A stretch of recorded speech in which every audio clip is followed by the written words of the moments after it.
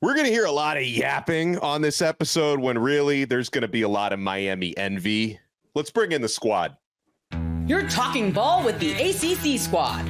From Florida State to North Carolina, from Syracuse to Miami, and from NC State to California, it's the local experts of the Locked On Podcast Network, bringing you scoops, breakdowns, and the most comprehensive preview of the upcoming ACC weekend. Hang on, it could get loud, it could get heated, and it will definitely be fun. Squad up, you're part of the ACC Squad. Week 1, and the ACC's already been turned completely upside down. This episode of The Squad is brought to you by FanDuel. Now through September 22nd, all FanDuel customers can bet $5 and get a 3-week free trial of NFL Sunday Ticket from YouTube and YouTube TV. Visit FanDuel.com to get started. I'm Alex Donno from Locked On Canes. We got Jackson Holzer from Locked On Syracuse, Kenton Gibbs from Locked On ACC and Locked On Wolfpack, Grayson Boone from Locked On Wolfpack, Isaac Shade from Locked On Tar Heels, Brian Smith from Locked On Seminoles. Guys, who wants to buy the first round here on the squad? Oh, wait a minute. Before we get to rounds, because whenever you make a purchase, Donno, you know what comes with it? A receipt. And I got receipts of somebody, number one, throwing the little popcorn and eye emojis when NC State was struggling a little bit, as if their team was not going to struggle with the MAC team a week later. Come on down to the carpet. Struggled against an FCS team. So wait, Ohio isn't even real. So Ohio is level. Western Carolina. So just to make this sure here, the Ohio Bobcats, the mighty Bobcats now are a real team. Oh, they're a real team. Listen, they're group Jackson, of 5. They've won. They beat Iowa State last year. I love some action as much as you, Jackson, but you're telling me that you feel good about that? I'm not saying I feel great. I'm just saying, we didn't struggle against a team that actually doesn't exist. Oh, not a team doesn't exist. You know who does exist? You know who is a quarterback that exists in our conference that I would argue is better than your guy? He's not. Thomas Castellanos. That's okay. I was told. Believe that. But I was told. Hey, listen, I was told he couldn't throw the ball. I was told that he couldn't lead an offense. I was told that he's not a dude. He's just kind of around, and he can run around a little bit. And he ran all over Florida State's defense. But, boy, I'll tell you, he hit some big-time throws when it was necessary, didn't he? Listen. Kenton, I'll agree with you on this. Thomas Castellanos played a very good game, but he also wasn't asked to do a whole lot. All right? He's 10 of 16 for 100 yards. Right. What is he, Tom Brady now? Come on now. Hey, you got to give a little bit more time. He played well. It was a little bit of a smaller sample. And let's be real here, all right? I'm gonna take a shot at Florida State, all right? Wake me up when he plays a real team. Oh, now Florida State not a real team. Now Florida State not a real team. I really only said that because I have to poke fun at Brian here for thinking how great the Seminoles are going to be. But Thomas Castellanos played a good game. I had to eat a little bit of humble pie. He wasn't asked to do a whole lot, but he still ran the ball a ton, made some nice throws. I just want to see a little bit more from him. I mean, next week he's got Duquesne. He'll do fine in that one. But then after that, he's got Missouri. All right. So let's see how he does against Missouri and then come back at me about Thomas Castellanos. I am keeping receipts because the same way that everybody on the internet is looking for no 3-2-1 or 1-2-3, whichever one it is, I'm going to be looking for you, Jackson. After that Missouri game, I'll be looking. I did not say I was going to eat thing.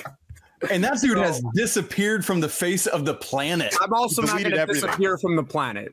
So just to make sure, in case people didn't see this dude that's a Seminoles fan had tweeted, if Florida State loses to BC this weekend, I will eat dog poop out of a red Solo cup with a spoon and post a video of me doing it. As soon as Florida State loses, everyone's looking for him on Monday night. Nowhere to be found. Brian, do you have any knowledge about where this dude is? Probably got thrown in with some alligators somewhere in North Florida. They just got rid of it. Man.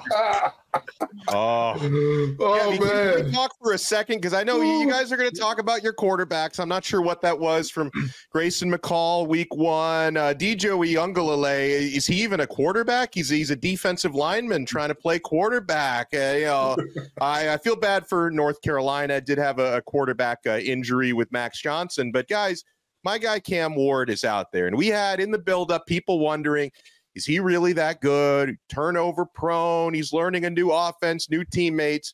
The man goes out there and slings it for 385, completing 74% of his passes, by the way. 3 touchdowns, did have the 1 interception, got sharper after the interception. ACC quarterback of the week. So I'm just kicking my feet up. And I know everyone now is saying, well, Florida was terrible the whole time. That's not what they were saying before the game. Oh, it's at the Swamp. Miami can't win at the Swamp. This is the best week 1 I can remember. Well, maybe not that I can remember, but it's the best week 1 in a long time for Miami. Oh, my quarterback's so good. He's the conference quarterback of the week. Let me tell you something. You want to talk about a real team? I'm going to quote my good friend Jackson Holzer over here. Wake me up when he plays a real team. I'm sorry. Florida lied. Florida lied. You saw what we saw. You saw their first touchdown on the day through the air was to a tight end who started college when Obama was in office. Hey, it's a great story, Cam McCormick. And you're telling me good teams allow things like that? You're telling me good defenses allow 9th-year seniors? Don't call him Cam McCormick. Call him Dr. McCormick, because I know he's working on PhD by this point. He's got to defend # Tommy Boy. Let's go. He's got to defend his dissertation. Now. Yeah, he probably will. Listen, I will give Cam Ward his gots. He looked phenomenal. But I'll tell you, the more I watch that game, the more I'm just like, wait, so what was Florida doing? So like what is this coverage? Because that young man seems to be running pretty wide open, you know, but we all have to bow down at the throne of Cam Ward, because none of our quarterbacks, not a single one of our quarterbacks, looked as good as he did in week 1. And I'll wholeheartedly admit that. And look, at least Miami goes on the road and gets our conference a true road victory. There was another school that did that too, but whatever, that's cool. But I bring that up to say, what the heck was Virginia Tech doing on Saturday? You do not walk into Nashville and just lay a turd like that. What on earth and the Hokies, man? Rough.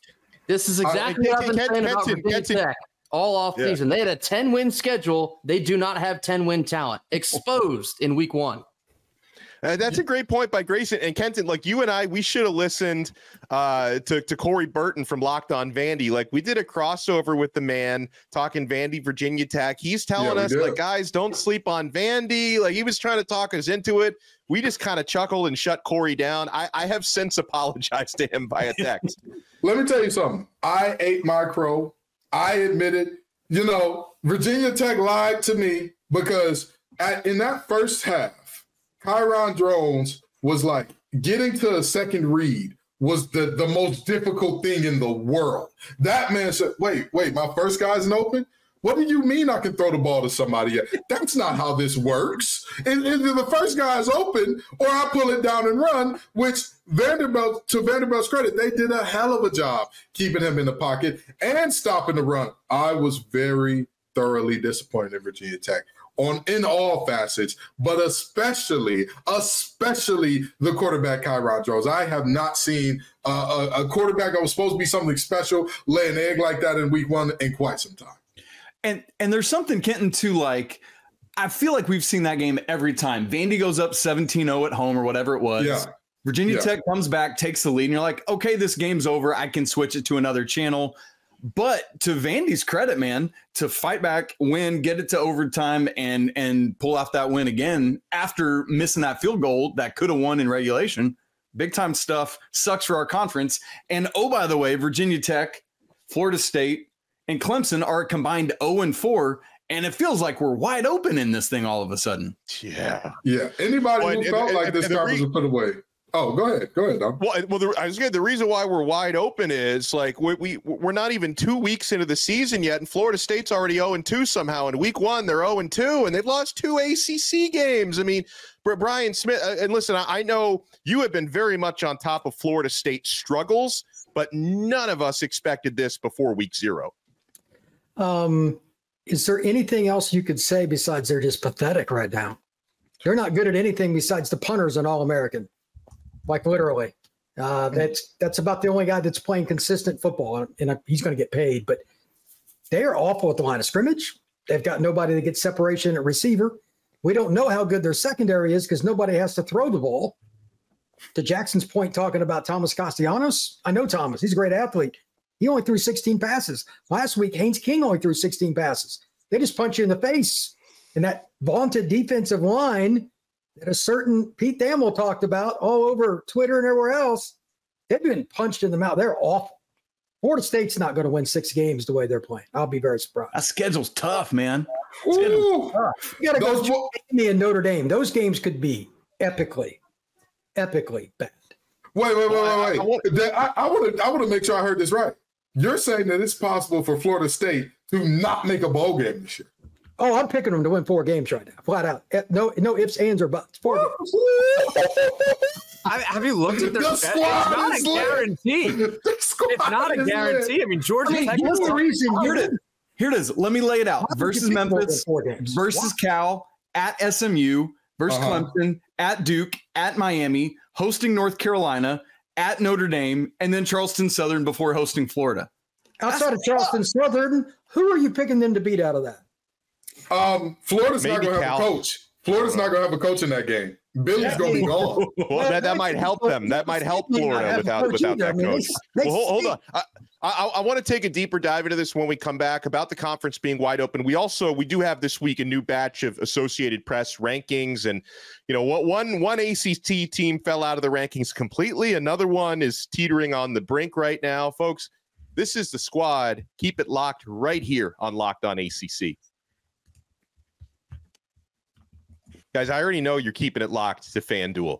You've heard us talk a lot about FanDuel, America's #1 sports book. Well, we have something a little different for you. Right now through September 22nd, all FanDuel customers can bet $5 and get a 3-week free trial of NFL Sunday Ticket from YouTube and YouTube TV. I know where I'm going to be next Sunday, guys. I'm going to be on my couch watching NFL Sunday Ticket all Sunday long. Then with a YouTube TV base plan, you'll be able to watch every regular season Sunday afternoon out-of-market game. All you need is a Google account and a current form of payment, and you can cancel anytime. And yeah, you can still place all your favorite wagers on FanDuel. You can get now very different new odds on ACC champions with Miami and Clemson now at the top 2 there. So if you place that preseason bet on Florida State, try to hedge it somewhere else. FanDuel, America's #1 sports book.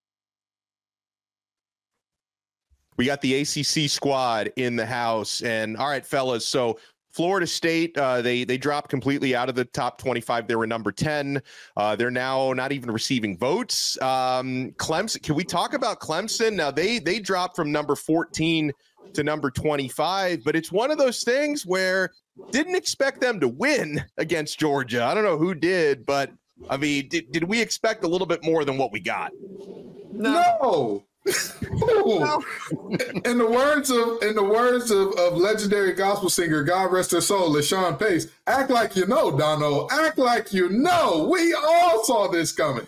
Dabo is running an offense that if it was bread, it wouldn't be stale. It would be molded. It would have that stuff growing on it where you're like, oh, yeah, we can't scrape this off and eat it. I mean, for Christ's sake, he refuses to get in the portal, refuses to adapt his offense, keeps saying we're not going to recruit over you, and look what that got you.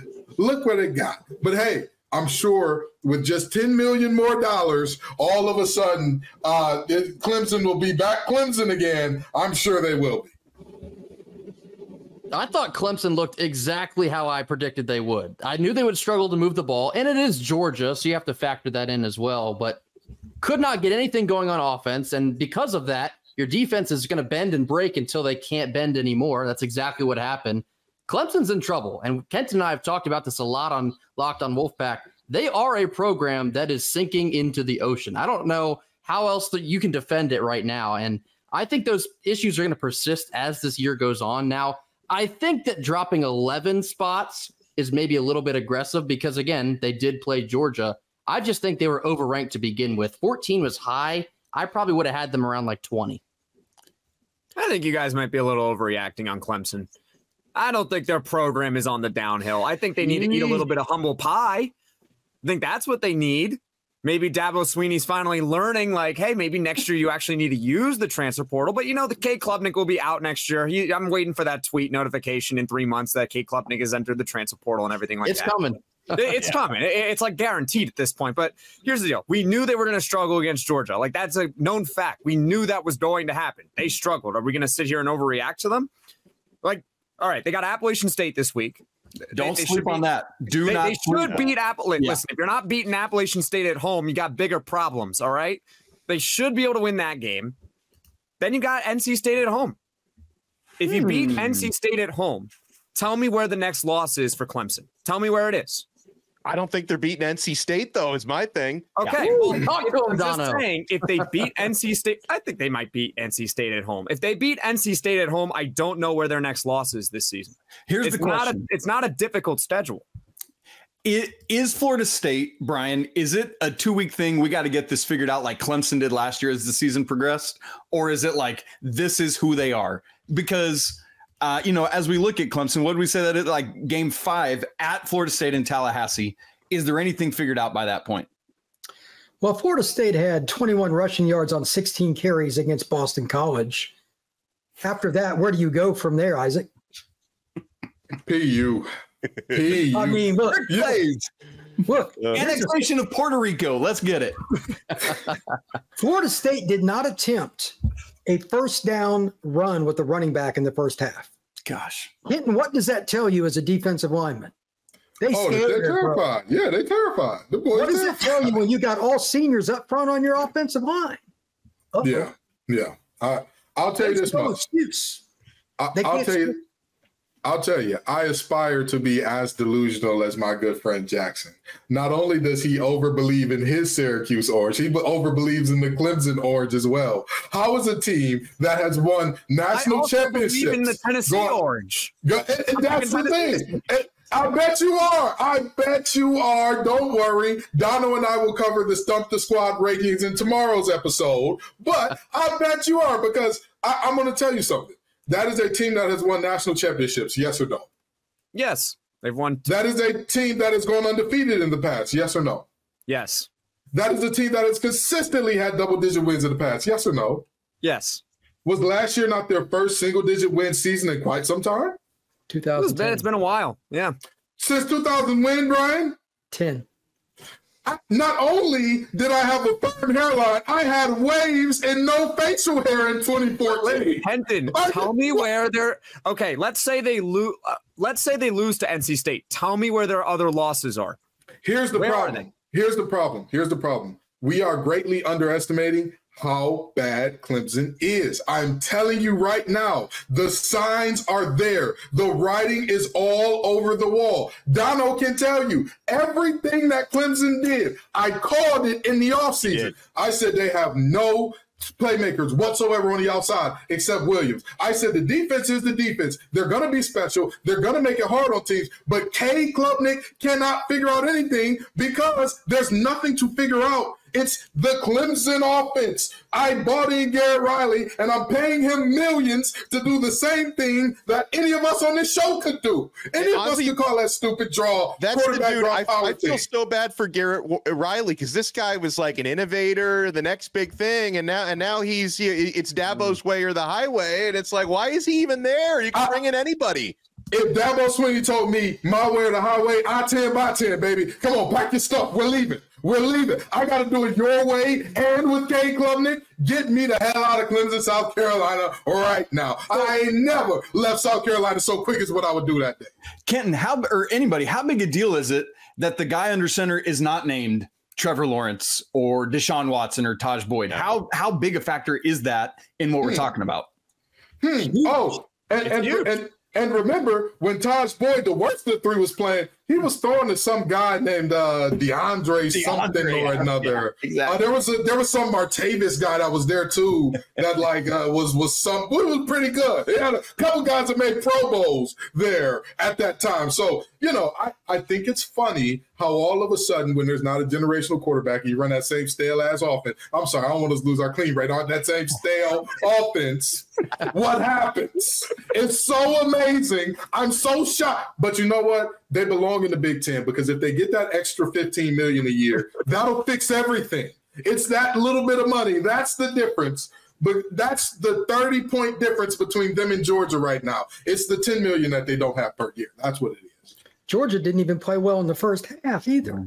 6-0 in the first half. That Malachi Sparks interception, y'all see that thing? Yeah. The only thing I saw better than that 3 years ago or something like that. It was 3 years ago in the same building against Oregon. Yeah. The only thing I saw better this weekend was that Robert Morris interception. If y'all didn't see that. Yeah, that one was freaky. That one was freaky. I'll tell you what, though. I'll tell you what. Another thing that's unreal is DJU's ability to overthrow wide open receivers. I mean, for Christ's sake. End zone. How did Dabo Sweeney win like 10 games with DJU? That's impressive. You got to get it. That's a great point. That's a great point. I never agree with Jackson, but that is true. How do you win 10 games with that dude?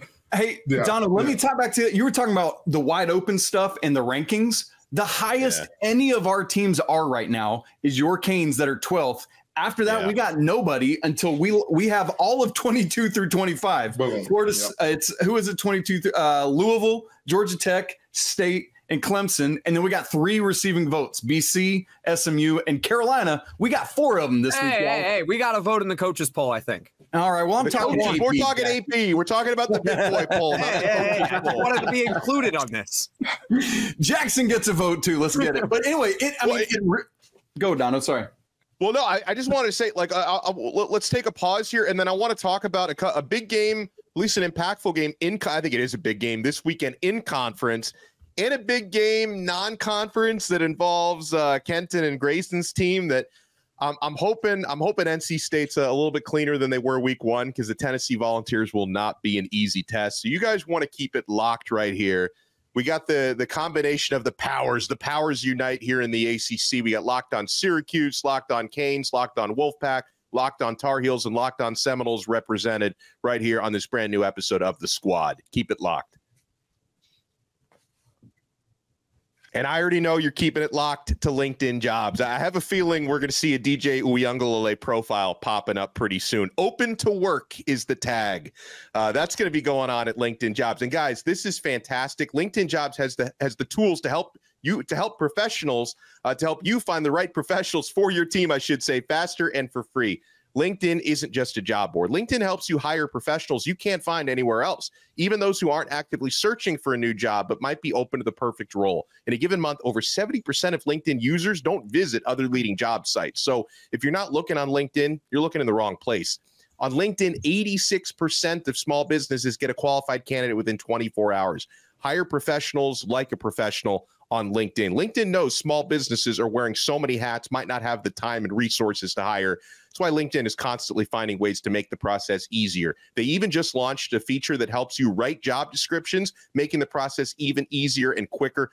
2.5 million small businesses use LinkedIn for hiring. So post your job for free at linkedin.com/lockedoncollege. That's linkedin.com/lockedoncollege to post your job for free. Terms and conditions apply.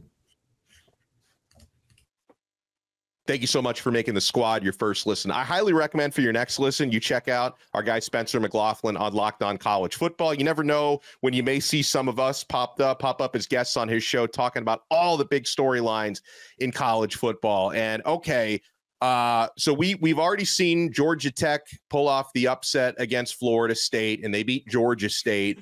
But I think this weekend we're going to find out if, beating Florida State is just something everybody's going to do, or if that actually means Georgia Tech is for real this year. They're going up against the Syracuse Orange, who they beat Ohio. It's very impressive. Kyle McCord put up big numbers. Jackson, what's going to happen in that game this Saturday? It's all going to come down to Syracuse's ability to stop the run, or really it's just contain the run, because I don't think you can actually shut down the running game of Georgia Tech. Like, I really respect their running game with Haynes King and Jamal Haynes. Now, Syracuse really did struggle against Ohio in the run game. They really struggled, but, Ohio had Eric Dickerson in the backfield. Anthony Tyus, 6'1", 225, big dude, So Georgia Tech doesn't have exactly that. Their leading rusher's Jamal Haynes. He's a little bit smaller. So maybe they can tackle a little better because they're not going against a superhuman running back, maybe. It's all going to be about how they can stop the run. If they can hold them down to 150 or less, then Syracuse is going to win. If they can't, then they're going to lose. Syracuse gave up 255 yards to Ohio. Ryan, I just told you they had Eric Dickerson in the backfield. That is an embarrassment to my favorite running back of all time. That is ridiculous. They stink.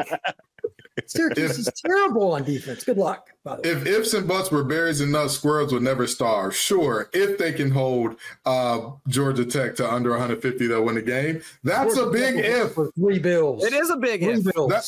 If I was in the same room as Meg Thee Stallion for an extended period of time, I might get her number. But that's a huge if. That is a huge hit, by the way, Meg, if you watch it. Never mind, that's neither here nor there. The reality. The idea that Megan Thee Stallion is watching this show right now is wild to me. Hey, listen, every day. Wilder things have happened. You know what I mean? You always got to shoot your shot. You miss every shot you don't take. But I love Jackson because, again, I would love to get inside that mind just for like 30 seconds. It's like wearing somebody's glasses. If you don't have a prescription, you know you're going to get a headache. I know I get a headache inside Jackson's mind for too long because I'm deeply concerned about his ability to say, we're going to stop a running game with a bigger, stronger, better offensive line coming at us than we just had because they don't have a back that's as big. It's a scary place inside that hosiery. The problem was the tackling. Mm-hmm. The tackling was terrible. They missed so many tackles. That feels important. And part of it might be because of the size. Great. Comment of the day from Grace. Hold on. I want to make sure we get into. You guys are acting like Syracuse is some huge underdog here. We're 3-point underdogs at home. All right. So the odds makers are telling you that this is going to be a close game. I think the over-under is like 60. So not only are they saying that. Not just any odds makers, our good friends at FanDuel. Thank you very much. Great friends at FanDuel. Our great friends at FanDuel. Listen. The guys at FanDuel there's another game. They're usually right. Except when it comes to Florida State, they're wrong. But, you know. That's true. That is true. Well, okay, so I'm looking at the odds, Kenton and Grayson, for Tennessee Volunteers visiting NC State. And you guys better play with some pride this weekend because it's not very often you see one ranked team going on the road to another ranked team. And Tennessee, the visiting 14th ranked team in America, are 8-point favorites at the 24th ranked team in America. Talk to me, guys. What's going to happen this Saturday? Well, not quite. It's a neutral site game. It's actually in Charlotte. Oh, but yes. I'm sorry. Nonetheless, Donno. We have our hands full. You're fired. That's how Kenton, you're in the captain's chair now. Nico is a freak of nature.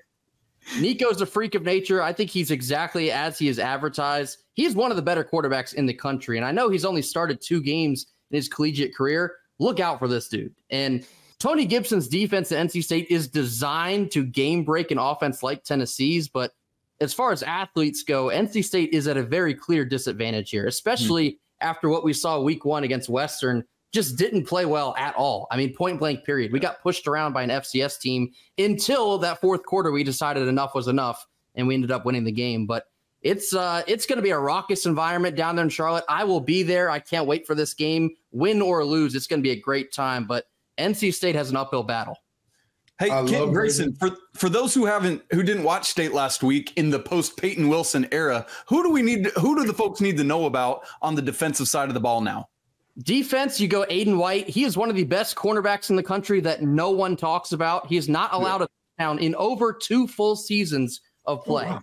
Sean Brown's another guy. He was a safety last year. This year he's a linebacker.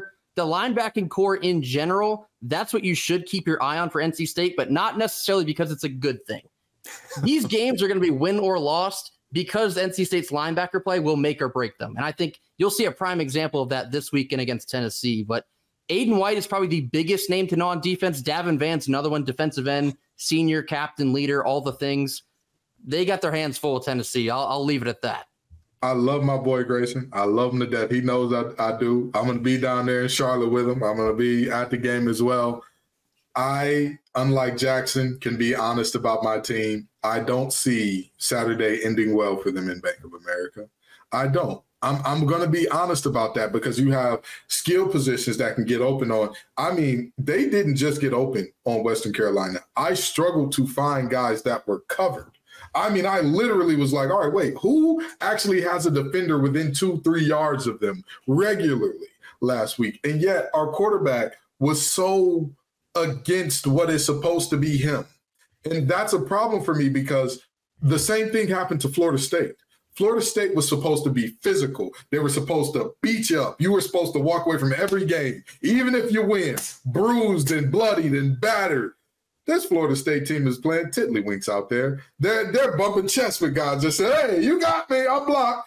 But I want to bring this back to NC State in that Grayson McCall's strength is supposed to be being on time, being on target. He's not a great runner. He's not a great, he's got a 60-yard, the ball jumps out of his hand. He's not that guy, but he's supposed to be on time, on target. He was not those things in game one, which is extremely concerning for me. It is deeply, deeply concerning for me. As a matter of fact, Grayson and I have a locked on look of the week coming your way if you're a Wolfpack fan, where we break down how the interception happened and how that cannot happen with a 5th or 6th year quarterback. It just can't. So I look at this and I say, to quote another gospel singer, this got to be a Donnie McClurkin affair where we fall down, but we get up, because you've got to come back after this game better. But I don't see a game where your quarterback is still knocking off rust against top 5 guys. Pierce, who's going to be going super high in the draft. He ain't got to wait long. Nico, who probably he's going to have to wait about as long as my hair in the green room before his name is called on the big board in a couple years. So objectively speaking, love the Pack. Don't think Saturday's going to go great. Just want you guys to know, in so many different conversations we've had today, Florida State has caught so many strays. All 6 of us will be served with lawsuits tomorrow, so be ready for that. They are coming, okay? And I appreciate everybody taking the time. And if you're watching us here on the squad, make sure to hit that like button. If you're watching on YouTube, subscribe. You listen to the audio version, which is available on all of our channels, every channel for the ACC shows, even the ones not represented today. Make sure you subscribe across the Locked On Podcast Network. For Jackson Holzer, Kenton Gibbs, Grayson Boone, Isaac Shade, Brian Smith. Brian, we're so sorry with the way we handled your game today. We will talk to you guys next week on the squad right here on the Locked On Podcast Network. Your team every day.